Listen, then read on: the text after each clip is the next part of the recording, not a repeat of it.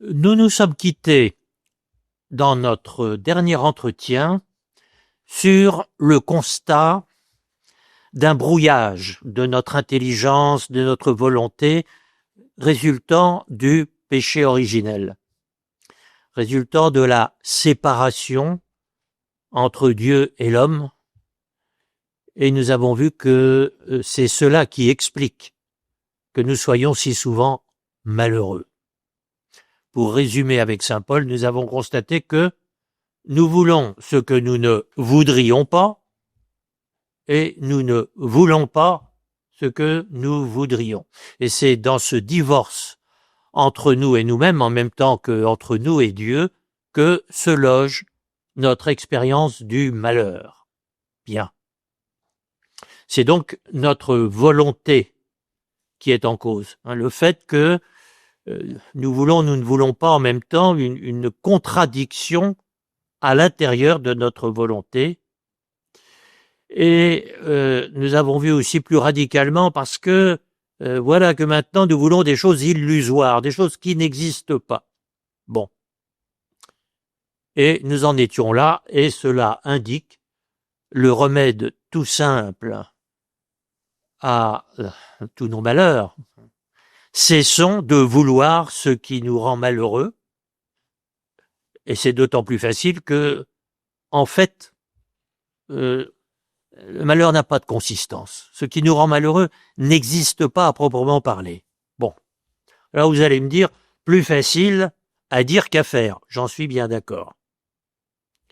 Parce que nous sommes tous victimes de ce que la tradition spirituelle appelle la volonté propre, ou encore l'amour propre. C'est-à-dire ce qui en nous veut et pourtant ne voudrait pas. Alors pour finir de bien repérer cet amour-propre qui est le ressort de notre malheur et du péché, c'est la même chose. Si le bon Dieu veut pas le péché, c'est parce qu'il veut pas qu'on soit malheureux. Bon. Alors pour finir de repérer ça, écoutons Jean Tolère, nous l'avons déjà rencontré à plusieurs reprises dans nos entretiens, et il va nous citer Saint Bernard. Je dis tout de suite que Saint Bernard lui-même cite en fait Saint Augustin, une sorte de sentence qu'on retrouve absolument à tous les siècles et qui va être très éclairante pour nous. Saint Bernard, nous dit Tolère, nous assure que ce qui sert de bois au feu de l'enfer, c'est notre propre volonté. Qu'est-ce qui brûle en enfer, dit-il, sinon notre volonté propre? Et c'est une vérité si incontestable que saint Bernard ajoute même que si cette volonté propre disparaissait du monde, il n'y aurait plus d'enfer. Ôte la volonté propre, il n'y a plus d'enfer. Tolère répète parce que c'est trop simple, semble-t-il.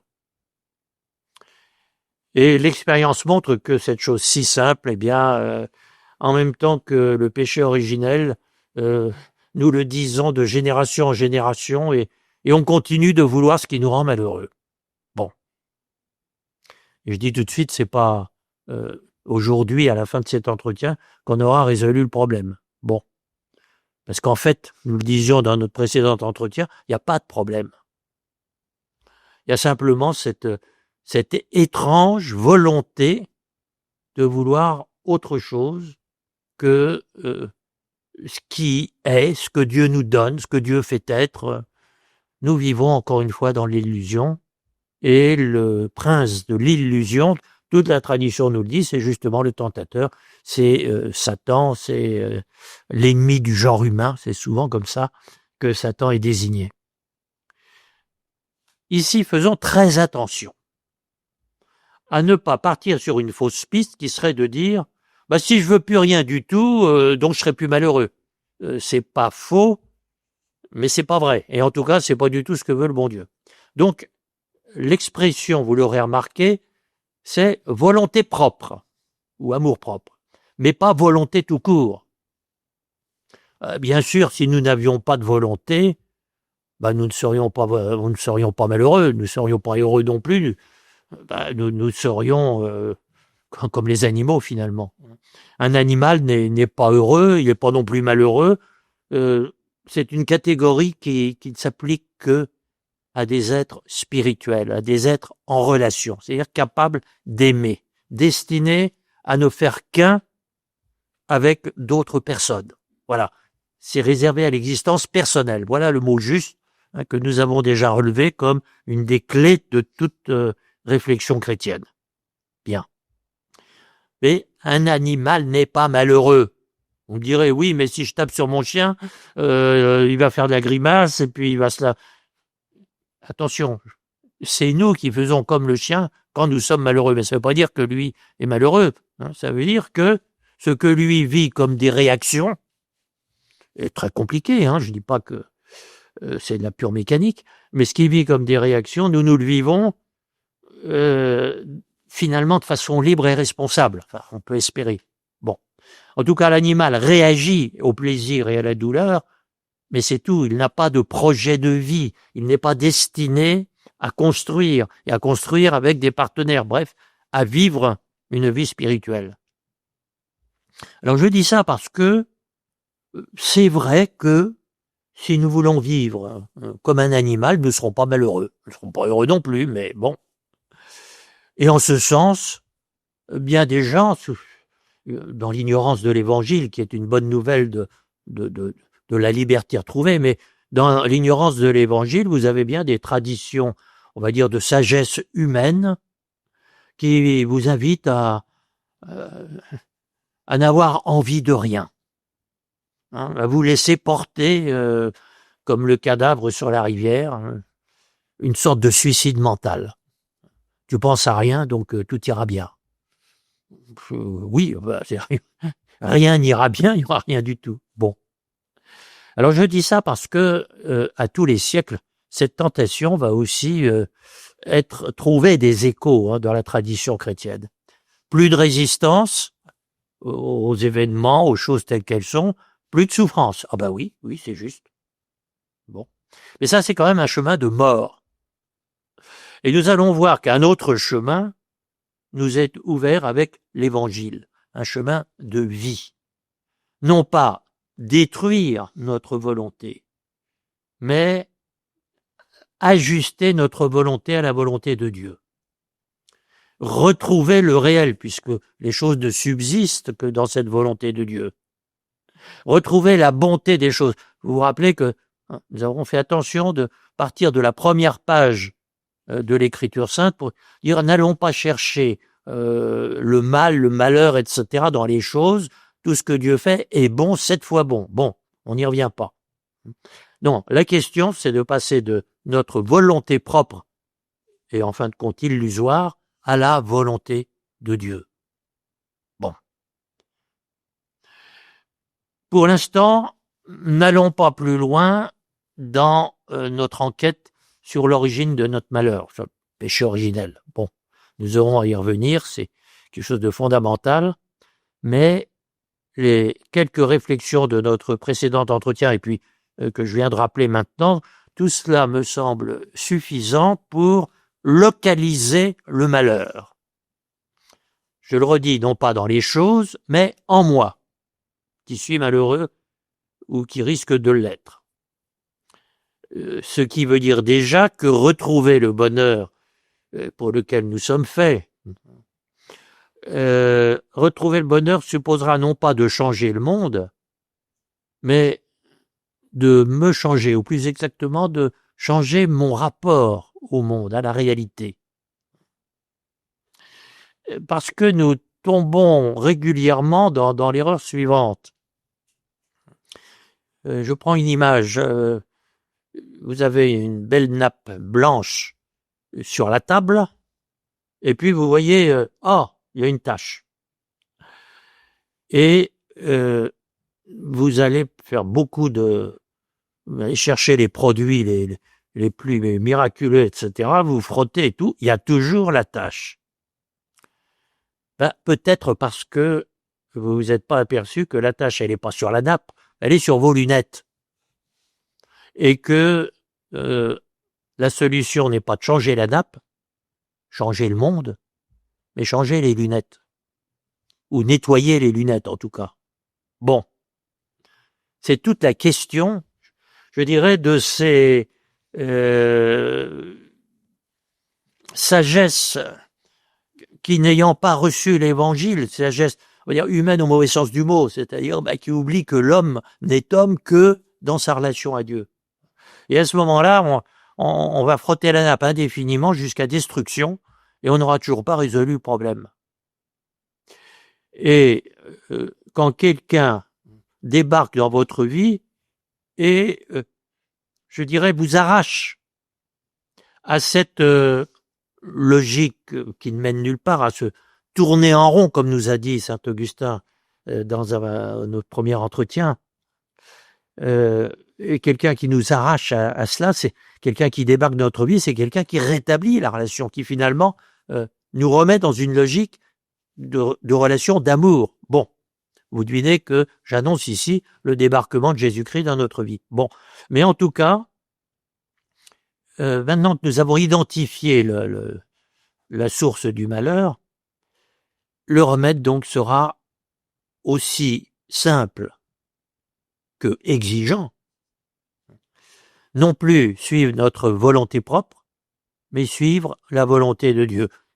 Alors vous allez dire, ça y est, nous voilà encore dans la soumission, etc. Un Dieu très grand, moi tout petit, et je serai récompensé si je suis bien sage. Non, non pas une soumission d'esclave, mais, je le redis, une soumission d'amour, de disponibilité. Jésus-Christ lui-même, quand vous lisez, si peu que vous lisez l'Évangile, vous voyez qu'il a son secret, c'est l'obéissance, c'est pas la domination, alors qu'il est Dieu. Bon. Et donc, nous allons voir, il nous faudra du temps, que c'est dans un amour de fils, et non pas dans une soumission d'esclave, que nous allons nous réconcilier avec ce qui est, avec la volonté de Dieu. Un amour de fils quand nous aurons bien repéré que notre Dieu, notre Père, est Père à l'infini et qu'il ne s'occupe de rien d'autre que de nous rendre heureux. Bon. Et c'est le moment de nous rappeler aussi notre tout premier entretien, le point de départ de notre catéchisme spirituel. Pourquoi être chrétien? Pour être heureux, voilà tout. Bon. Eh bien, nous avons vu que être heureux, c'est ne faire qu'un avec avec celle qu'on aime. C'est aimer, mais plus encore, pour bien comprendre, c'est l'union entre des personnes. L'union entre des personnes. Un seul Dieu, plusieurs personnes. Non seulement le Père, le Fils, le Saint-Esprit, mais tous ceux qui sont appelés à vivre dans cette communion divine. Alors, je n'y reviens pas, mais si nous devinons au moins où est l'obstacle au bonheur, on voit que il s'agit de non pas les renverser, ces obstacles, mais de les prendre du bon côté, de les recevoir comme Dieu nous les donne, et ils deviennent à ce moment-là des tremplins. Le réel, c'est-à-dire Dieu, tout subsiste en Dieu, c'est dès la première page de l'Évangile selon saint Jean, le réel ne résistera plus à nos projets. Parce que c'est nos projets, c'est des fantasmes finalement. Et les situations les moins accordées à nos envies, puisque depuis le péché originel, je redis, il y a cette sorte de brouillage qui nous fait vouloir ce qu'on voudrait pas, etc. Bon. Et à ce moment-là, les situations les moins accordées à nos envies deviennent autant d'occasions de les dépasser, de nous unir plus radicalement, plus étroitement à notre Père, parce que quand nous avons l'impression ou nous pensons que lui sait mieux que nous, veut plus de bonheur que nous, et donc à ce moment-là, oui, l'obstacle est devenu un tremplin pour plus de bonheur que s'il n'y avait pas eu c'est ce que nous vivions comme des difficultés.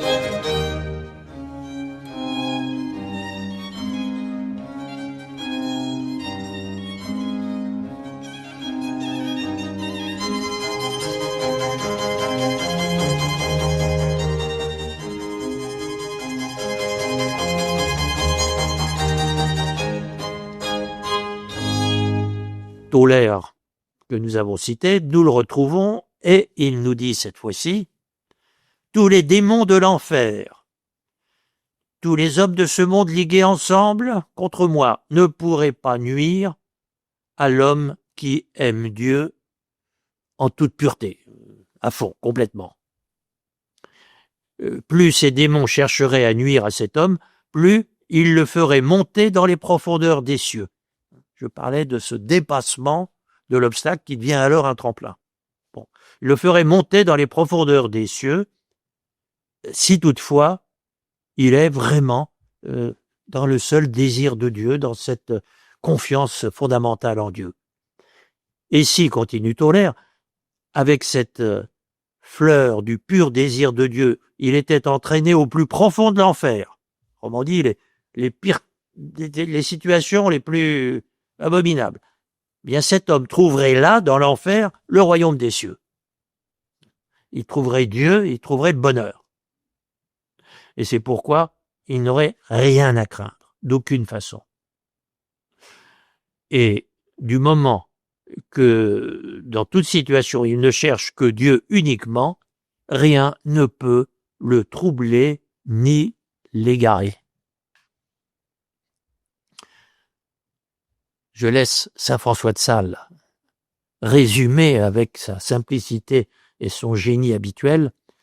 Ce que je vais dire là, on l'a retrouvé après sa mort dans une poche de Sainte Jeanne de Chantal, parce que quand on comprend plus rien, quand on trouve que le bon Dieu nous demande trop, elle voulait avoir cette parole de François de Sales parce qu'il dit mais non, mais c'est toujours plus simple que vous ne pensez. Alors qu'est-ce que disait François de Sales et qu'est-ce que a gardé comme une boussole précieuse Jeanne de Chantal?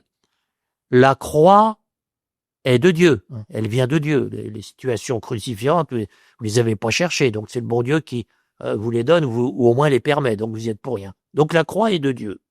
Mais elle n'est croix que pour autant que nous ne nous joignons pas à elle. Tandis que nous ne les prenons pas comme justement comme des tremplins. Car quand on est fortement résolu de vouloir la croix que Dieu nous donne, si vraiment on entre dans la volonté de Dieu, ce n'est plus une croix. Elle n'est croix que parce que nous ne la voulons pas. Et si elle est de Dieu, pourquoi la voulons-nous pas? Alors bien sûr, ça résout aucun problème, mais ça montre le chemin pour nous réconcilier avec Dieu. Alors on pourrait méditer des heures et des heures cette sentence si simple de saint François de Sales.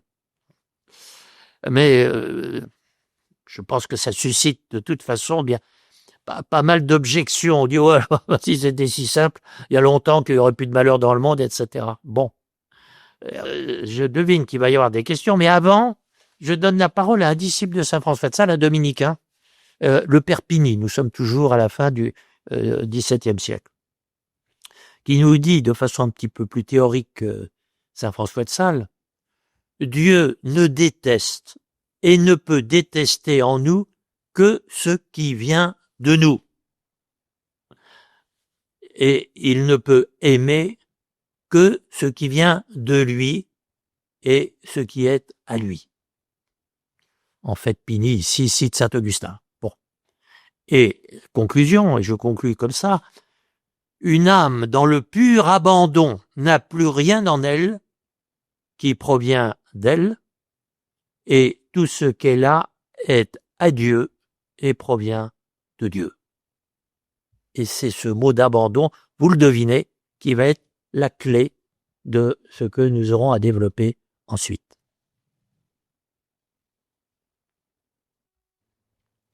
Mon père, j'aimerais revenir sur ce que vous nous avez dit durant cette présentation, que si on n'a plus envie de rien, qu'on ne veut plus rien, on ne sera pas heureux, mais on ne sera pas malheureux non plus. Et je me pose quand même la question, est-ce qu'on peut arriver, en ne voulant plus rien, à ne pas être malheureux? Parce que est-ce qu'on ne conserve pas quand même au fond du cœur une aspiration vers Dieu, pour lequel on a été créé, et qu'il n'est pas si facile que ça d'étouffer complètement? pas si facile que ça, vous avez tout à fait raison, et c'est pour ça qu'il y a eu des grands philosophes, des grands maîtres plus ou moins spirituels, avoir pris beaucoup de temps pour nous dire, mais si en vous y prenant bien, vous allez voir, vous allez y arriver. Je suis d'accord avec vous, c'est un peu limite. Ça s'appelle un suicide. Alors il y a des suicides brutaux. Vous buvez comme un trou jusqu'à perdre complètement la notion de ce qui vous entoure. C'est un suicide mental. Vous pouvez prendre un revolver, ça va plus vite. Dans tous les cas, vous ne dites plus « je ». Vous avez disparu. Vous n'êtes plus spirituel. Est-ce que ça arrive souvent? Est-ce que etc. J'en sais rien. Mais, je le redis, vous voyez quand même que il y a une tentative de répondre comme ça qui est extrêmement répandue. Et vous dites oui, mais ça marchera jamais. J'ajouterai simplement, encore une fois, restons dans... Il y en a qui ont essayé. Jusqu'à quel point ils sont arrivés, c'est pas mon sujet. Mais je dirais quand même, avec un auteur que j'aime beaucoup du XIVe siècle, Rusbrook l'Admirable, il dit « faut pas jouer avec ça ». Faut pas jouer avec ça. Il le dit à propos aussi de déviations dans le monde chrétien et qui sont absolument pas chrétiennes pour autant, hein, et certains illuminismes ou surtout, c'est à force de dire laissez faire le bon Dieu, je m'occupe de rien, etc. Une sorte d'épuisement de toute initiative personnelle. Et il dit, et puis comme ça, vous verrez, c'est délicieux, vous serez dans les bras du bon Dieu, etc. Il dit parce que l'expérience montre que ceux qui jouent à ça n'en reviennent pas. Et il dit, vaut bien mieux être bandit des grands chemins et tout ça, on peut se convertir ensuite. Mais ceux qui ont tâté à cette perte de soi-même, parce qu'il y a une sorte de... Il arrive un moment où, je dis pas c'est délicieux, mais il constate que de fait, il est très difficile d'en revenir. Il dit même que lui, il dit ça à propos d'hérésie de son époque, hein, qui touchait plus ou moins des illuminés de Bruxelles, bon, peu importe, hein. Mais il dit on n'en revient pas.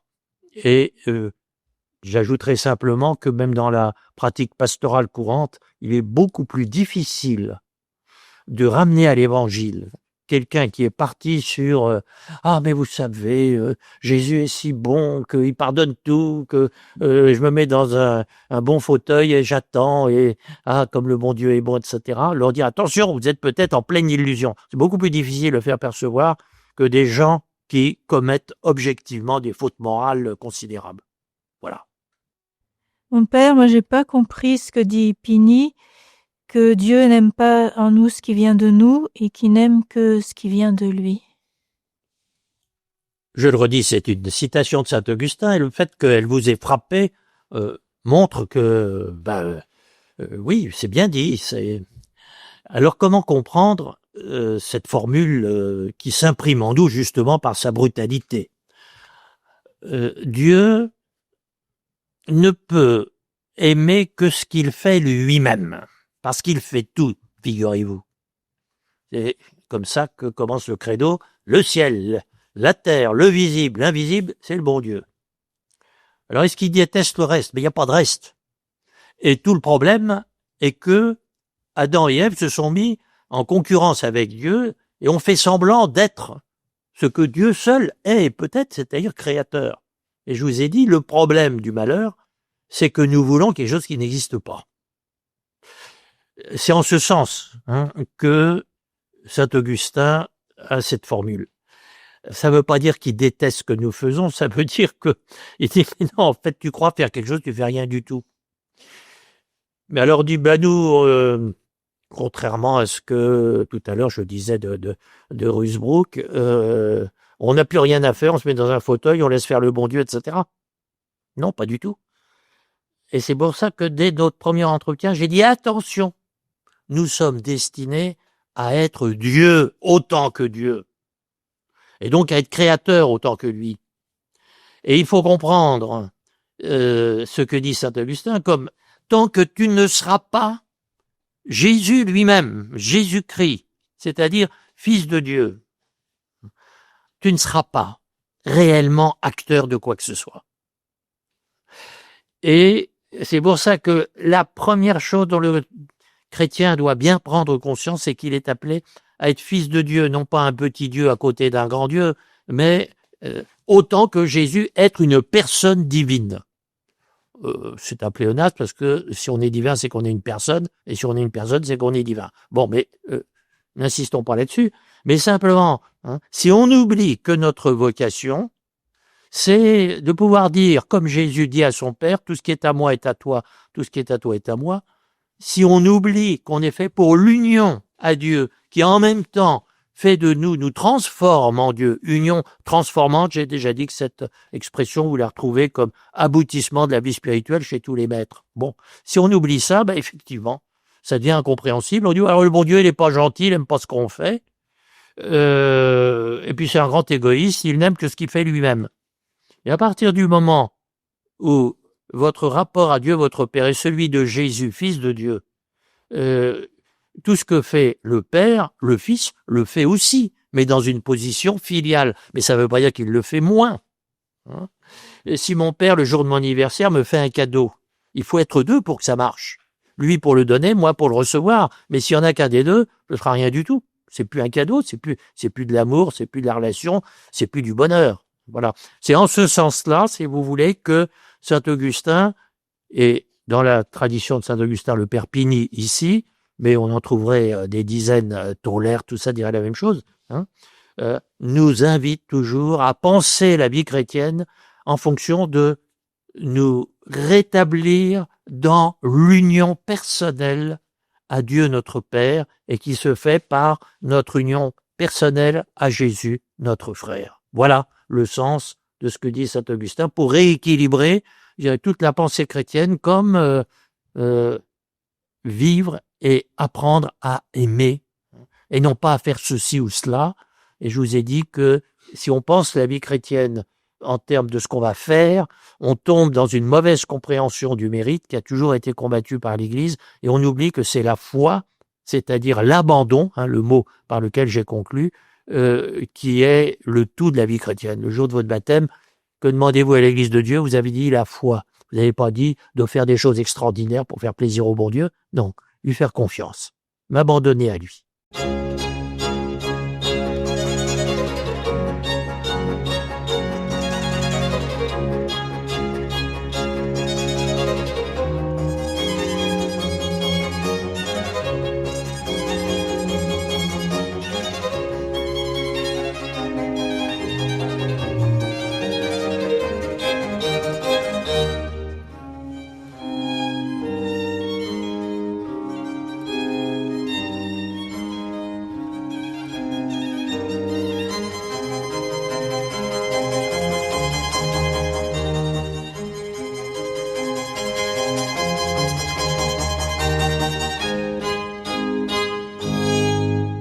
Nous nous sommes quittés sur un mot déterminant pour bien comprendre l'attitude de foi qui définit le chrétien, c'est le mot de abandon. On nous a parlé, si vous vous rappelez, le Père Pini, un dominicain du XVIIe siècle, nous parlait d'une âme dans le pur abandon. Et il dit cette âme sera aussi dans le pur bonheur retrouvé comme Adam et Ève avant le péché. Peut-être pas dans les mêmes conditions, mais dans le même bonheur. Une âme dans le pur abandon. Nous touchons la question fondamentale de qu'est-ce que c'est qu'un acte de foi, cet acte qui fait le chrétien, au nom duquel on va pouvoir le baptiser et qui va gouverner ensuite tout ce qu'il va faire de son baptême. Le mot abandon, déjà, indique que la solution à la situation dans laquelle on s'abandonne ne dépend pas de nous et que on en est bien d'accord. Ça veut dire aussi que cette solution, c'est pas à nous de l'évaluer. Bref, non pas croire que les choses s'arrangeront parce que par ailleurs le bon Dieu qui règle la pluie et le beau temps, il saura s'y prendre. Oui, il saura certainement s'y prendre, mais ça ne veut pas dire pour autant que ce sera ce qui me plaira le plus. Bon, Donc, non pas croire que les choses s'arrangeront, mais faire confiance en quelqu'un qui, au-delà de mon évaluation, de mes propres envies, etc., fait toute chose pour le mieux. Plus encore, tout est parfaitement bon. Vous vous rappelez notre lecture du livre de la Genèse, non seulement tout ce que Dieu fait est bon, mais est parfaitement bon. Donc confiance en quelqu'un, en celui, nous dit saint Paul, qui fait tout concourir au bien de ceux qui aiment Dieu. Vous trouvez ça dans l'Épître aux Romains. Dieu fait tout concourir au bien de ceux qui l'aiment. Et vous devinez que la question devient, aimer Dieu. Et à ce moment-là, tout viendra à nous comme le bonheur retrouvé. Pour ce qui dépend de nous, donc, aimer Dieu, c'est pas faire des tas de choses pour lui, non pas faire des choses peut-être très difficiles pour lui. On a toujours cette tentation mauvaise qui vient du tentateur de croire que pour que ça soit chrétien, il faut que ça soit difficile. Non, c'est pas automatiquement difficile, c'est pas non plus automatiquement facile, c'est autre chose. Il s'agit d'un abandon positif. Ce n'est pas qu'on délègue à Dieu, c'est que on vit en fils de Dieu. Alors, comment comprendre ça? Pensez à des danseurs, vous voyez, ou du patin à glace, vous voyez, un couple de danseurs, il n'y a rien d'aussi gracieux que de les voir évoluer à toute allure, ils font des courbettes, des choses, ça, et puis ils tombent pas, enfin c'est formidable, qui font du patin à glace, voilà, mais deux danseurs dans les bras l'un de l'autre. Ils sont, on peut dire, portés l'un par l'autre. Ils sont pleins d'action, ça résiste pas, on dit, oh là là, mais si vous essayez, vous allez tomber par terre. Mais avec eux, ça marche toujours. Il n'y a aucune résistance. Et au fond, je dirais, il y a une autre situation qui est très semblable, c'est le petit enfant dans les bras de sa mère, qui, voilà, il lui son biberon, tout va bien, sous son pouce, il est dans les bras de maman, tout va bien. Bon. Donc, pensons à l'abandon comme celui de ces danseurs où s'abandonnent l'un à l'autre et on évolue. Il est aussi vrai de dire que l'un porte l'autre que de dire que l'autre porte l'un, exactement comme la maman est aussi heureuse que le petit et le petit est aussi heureux que la maman. Et ils ne fonctionnent pourtant que ensemble. Bon, ça peut sembler trop facile.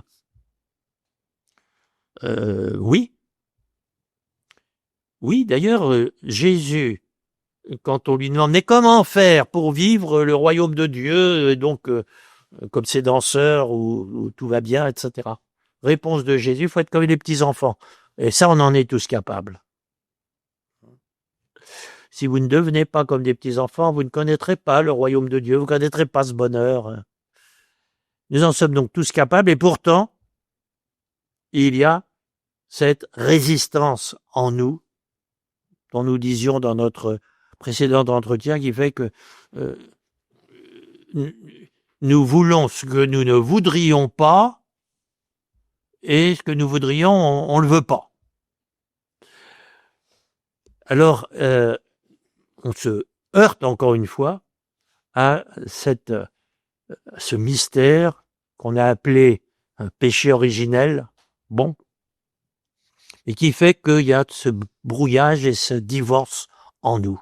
Et on n'y peut rien. Du moins, c'est comme ça. Ça ne veut pas dire que on est obligé de s'y soumettre, mais que là, il y a quelque chose qu'on n'a pas voulu et que quand même, il y a que la Sainte Vierge qui s'est éveillée, je dirais, en toute innocence à l'existence. Pour nous, c'était déjà, quand on en a pris conscience, trop tard. Bon, péché originel. Alors, quand Jésus nous dit, il faut retrouver cette attitude de l'enfance, il ne nous invite pas à l'enfantillage. Sucez votre pouce et tout ira bien. Mais à quelque chose qui n'a pas d'âge et qui s'appelle l'innocence.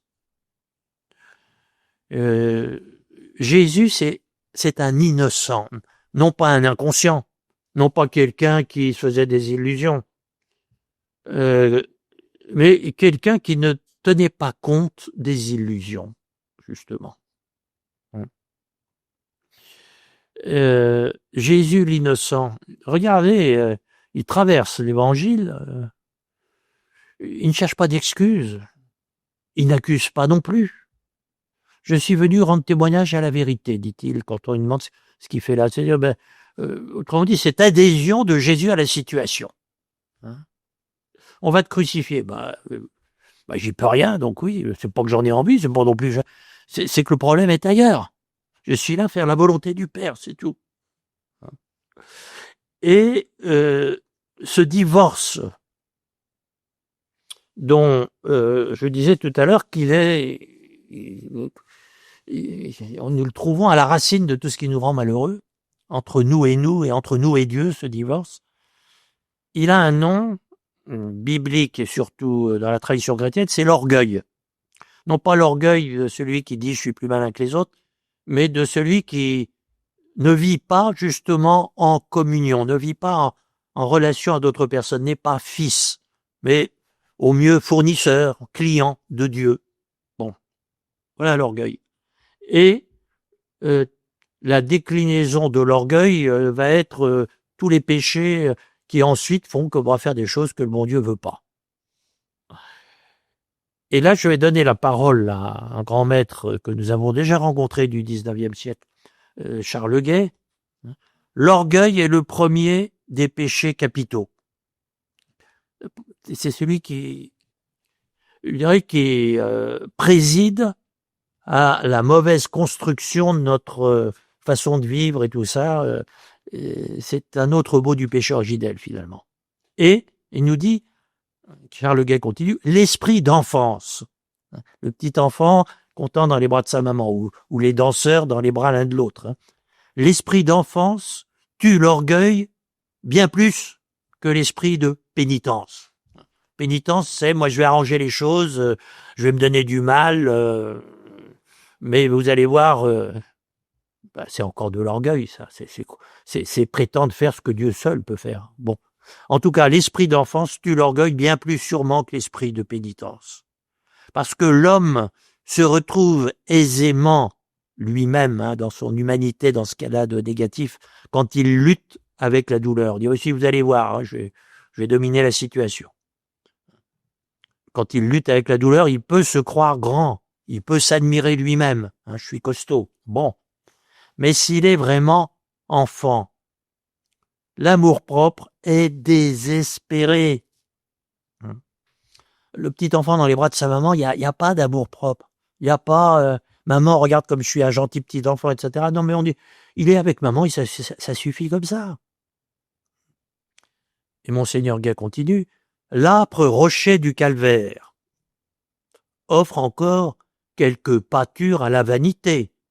Si dépouillé qu'il soit, c'est une montagne. Et donc, on est content d'être alpiniste.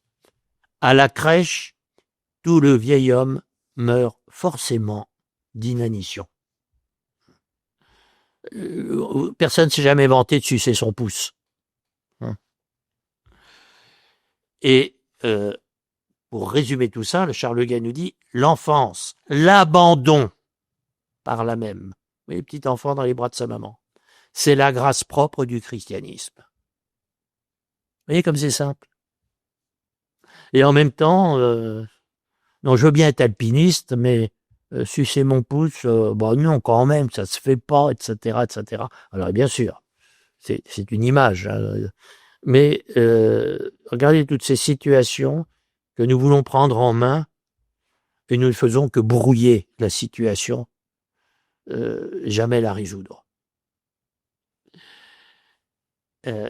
Alors il vaut la peine de voir d'un peu plus près en quoi cette attitude d'abandon, je tiens au mot car il est traditionnel, c'est un autre nom de la foi. Alors il vaut la peine de regarder ça d'un peu plus près. Déjà de façon très très concrète. C'est quoi faire l'abandon ? C'est rien faire du tout, mais en même temps, c'est pas s'asseoir sur une chaise et puis attendre que ça se passe. Alors Saint François de Sales, toujours lui, si concret dans ses façon de nous faire entrer dans la vie chrétienne. Abandonner notre âme et nous délaisser nous-mêmes, dit-il, n'est pas autre chose que nous défaire de notre volonté propre. Autrement dit, c'est pas un truc à faire, c'est quelque chose à laisser tomber.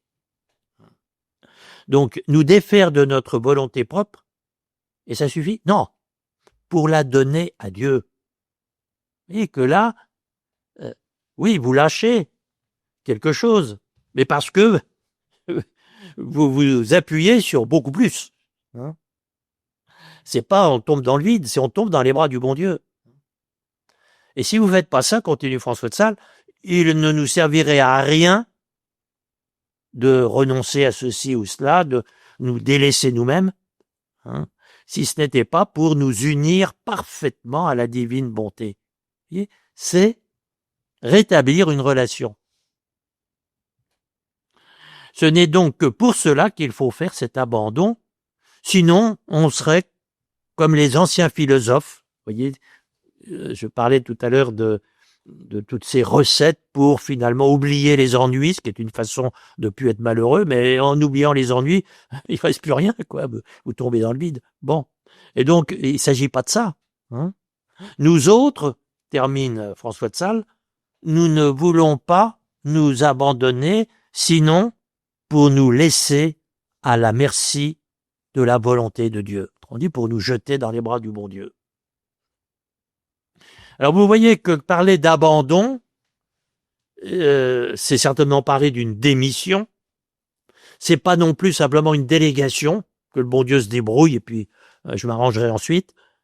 Ce n'est pas non plus une résignation, j'y peux rien, faut laisser faire.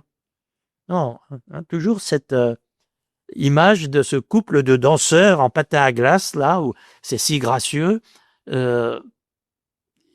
Ils font et en même temps ils ne font pas, c'est l'autre qui leur fait faire, c'est une harmonie retrouvée.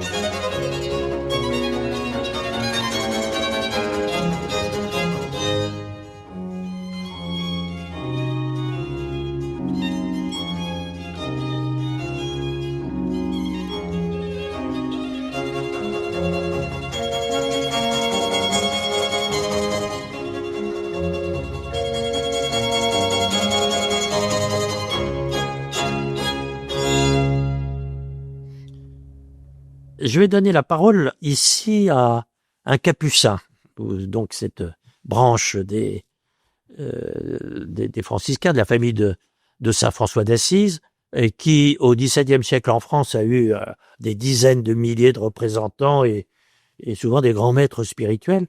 Et je vais donner la parole à l'un d'entre eux, Jean-François de Reims. On ne sait pas grand-chose de lui, on sait simplement qu'il était de Reims. C'est souvent ce qu'on sait. Hein, dans les familles franciscaines, on ne sait jamais grand-chose sur qu'est-ce qu'il faisait, qu'est-ce qu'il a. C'est des gens discrets. Alors, Jean-François de Reims va nous préciser que l'abandon, c'est pas la démission, c'est même pas la délégation, c'est l'adhésion à Dieu qui fait que la volonté de Dieu, non pas va être comme la nôtre ou la nôtre comme la sienne, mais on est divinisé, elle va devenir la nôtre. C'est pas qu'on fait exactement ce que veut le bon Dieu, c'est que il n'y a plus qu'une volonté. Exactement comme ces danseurs, encore une fois, en patin à glace. Oui, bien sûr, si on réfléchit, on dit, attention, quand leur numéro, leur démonstration sera terminée, chacun repartira de son côté. Vous voyez bien que ils sont pas unis au sens où, d'accord. Mais enfin, ça c'est la limite de l'image. Mais on voit en tout cas que ils ne pensent pas à autre chose, je dirais, qu'à danser. Et ils pensent pas, attention, faut que je danse comme lui, parce que sinon on va tomber par terre. Ils pensent que c'est chouette, que c'est formidable, que c'est merveilleux de danser. C'est leur seule préoccupation. Bon, alors c'est ce que va nous dire Jean-François de Reims. En parlant d'abandon, je n'entends pas seulement parler d'une conformité de notre volonté à celle de Dieu, par laquelle nous acquiesçons au vouloir de Dieu.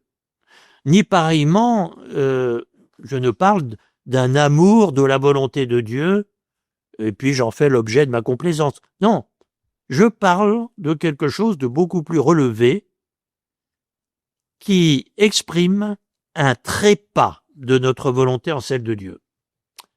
À ce mot de trépas, on l'aimait bien au XVIIe siècle, hein, vous l'avez souvent chez François de Sales. Autrement dit, c'est cette idée que, à proprement parler, ma volonté est entrée dans celle de Dieu, et c'est vrai que je suis devenu irresponsable. Mais exactement comme, prendre une comparaison culinaire. La mayonnaise, c'est pas de l'huile plus des œufs.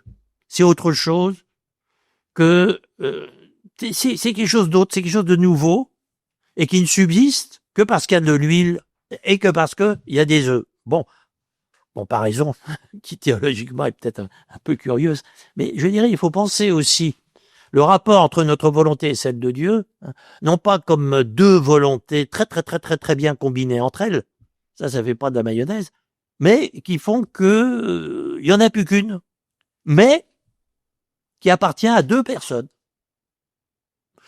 Hein. Sans huile, pas de mayonnaise, sans œufs, pas de mayonnaise non plus, mais la mayonnaise, c'est pas de l'huile plus des œufs, c'est autre chose, c'est une nouvelle réalité. Bon. Et donc, Jean-François de Reims nous dit, hein, quand je parle d'abandon, je parle de ce trépas de notre volonté en celle de Dieu, qui fait que je ne désire pas autre chose que son saint plaisir. Et c'est un trépas comme celui de Jésus au calvaire. Lorsque, dans la dernière expression de son amour du Père, il lui dit « Père, en tes mains, je remets mon esprit ». Et cela, c'est vivre totalement en la volonté de Dieu, c'est d'avoir le même vouloir et pas d'autre désir que le sien. Eh bien, nous abandonner totalement, c'est cela. C'est mêler tellement notre volonté à la sienne que la nôtre ne paraisse plus, elle est cachée dans la sienne qui lui donne tous ses mouvements. Alors évidemment, je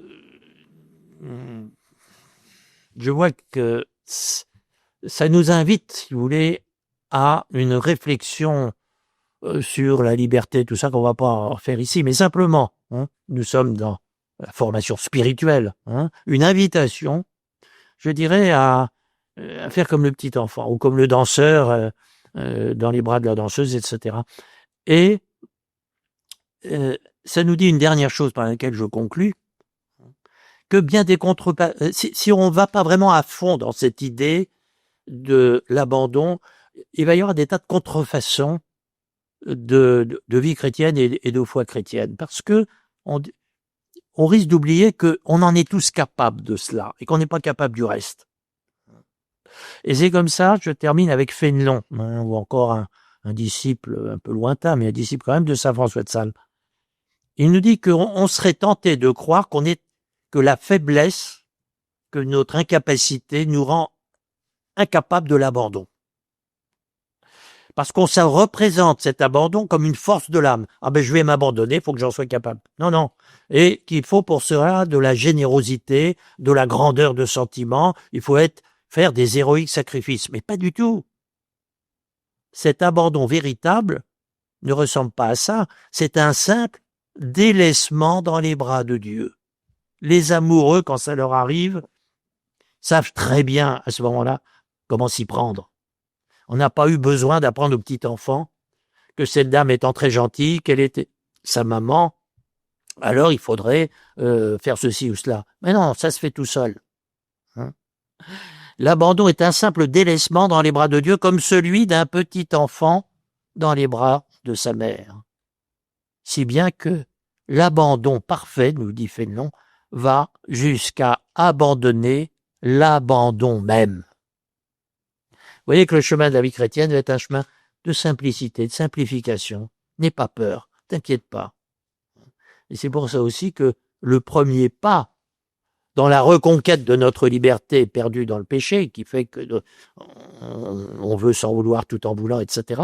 Le premier pas, ce sera, je dirais, la prière. Non pas la prière au sens de obtenir quelque chose, mais au sens d'entrer dans cette volonté de Dieu.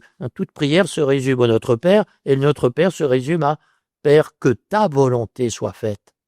Non pas une démission, mais l'abandon bien compris, c'est-à-dire j'en sais assez pour pouvoir te faire confiance, et beaucoup plus que confiance, pour ne penser ma propre vie que comme la tienne, et la tienne comme la mienne. Voilà, c'est ça l'abandon, et c'est ça la foi du chrétien.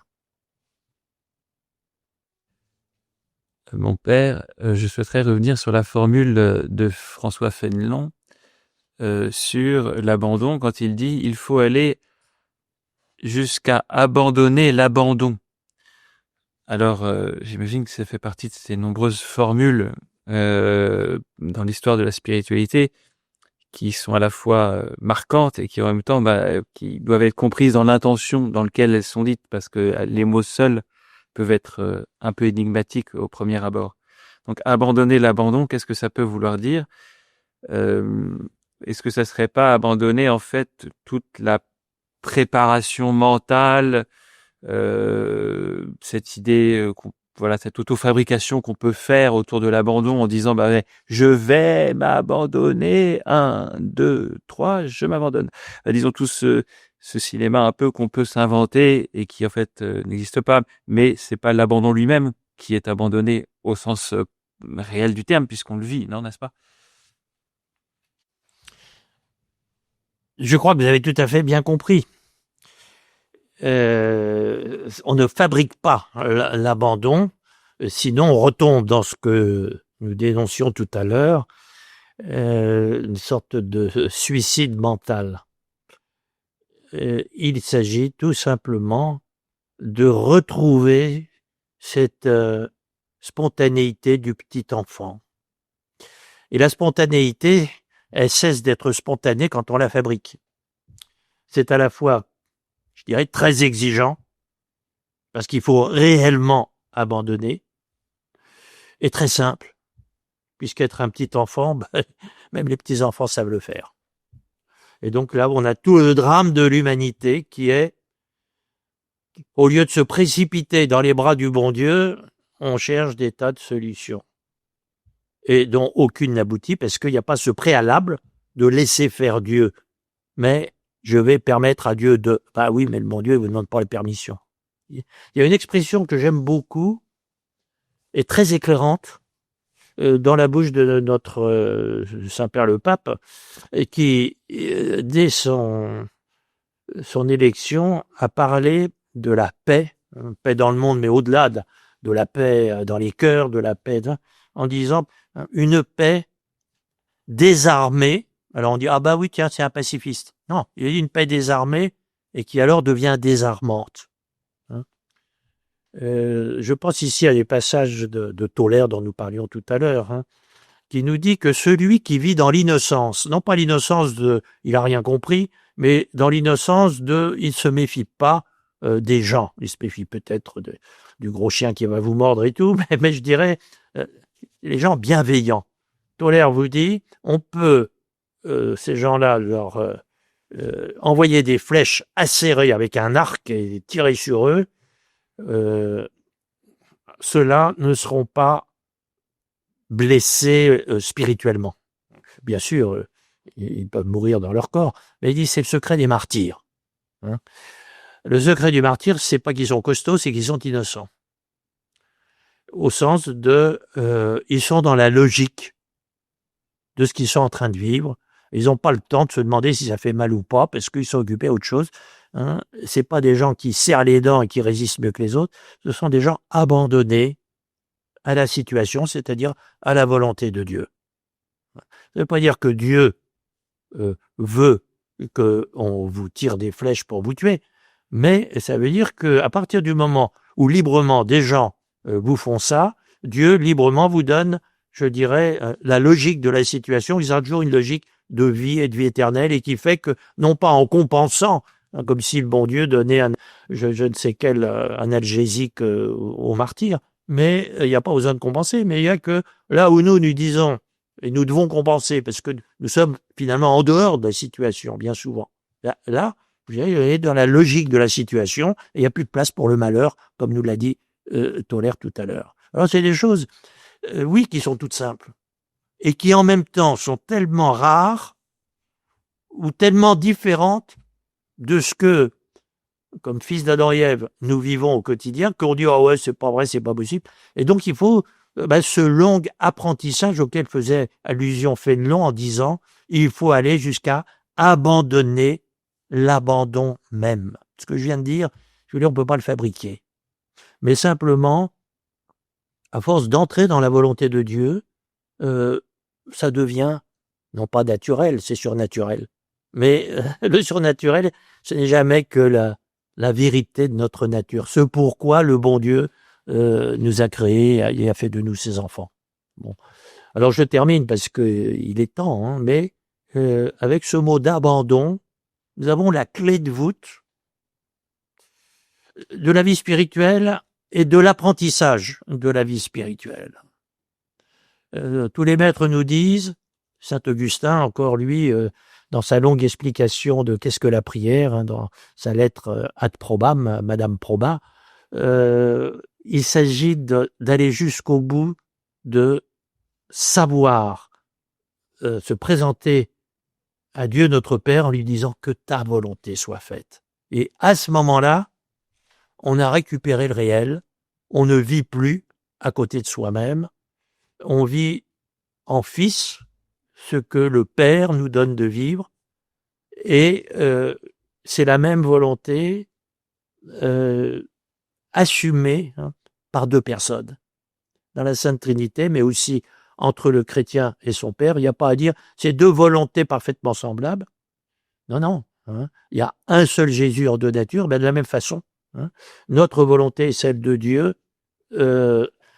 c'est la même, mais ça ne veut pas dire que nous perdons notre identité dans cette association, dans cette communion avec Dieu, mais c'est au contraire là que nous la recevons parce que nous sommes réellement à ce moment-là responsables de ce que nous faisons. Nous avons retrouvé notre liberté d'enfant de Dieu. Là où est l'Esprit du Seigneur, là où est le Saint-Esprit, là est la liberté, nous dit saint Paul.